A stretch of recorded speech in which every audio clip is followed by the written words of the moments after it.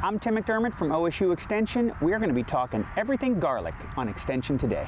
Extension Today is sponsored by the Ohio State University College of Food, Agricultural, and Environmental Sciences. So when you plant your garlic, you're going to separate these individual bulbs from the head. And then each of these bulbs or cloves will be planted with the basal plate down. Create a furrow in the soil, because you're going to plant your garlic about 2 inches deep. Add a little fertilizer down in the row. I like to add a little bit of compost when I'm planting as well. Then plant with your basal plate down. You want to go about 2 inches deep.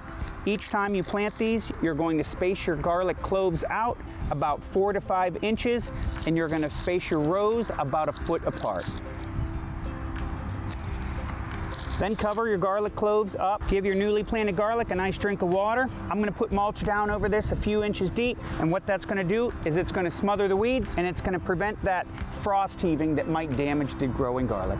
Harvest your garlic in early summer when the lower leaves start to turn yellow or a little bit brown. But don't wait until all the leaves turn brown, because that's too late. Your garlic bulb is going to start to split open at that point. For more information on how to grow, harvest, prepare, and preserve garlic, visit us on go.osu.edu/Extension Today. Extension Today is sponsored by the Ohio State University College of Food, Agricultural, and Environmental Sciences.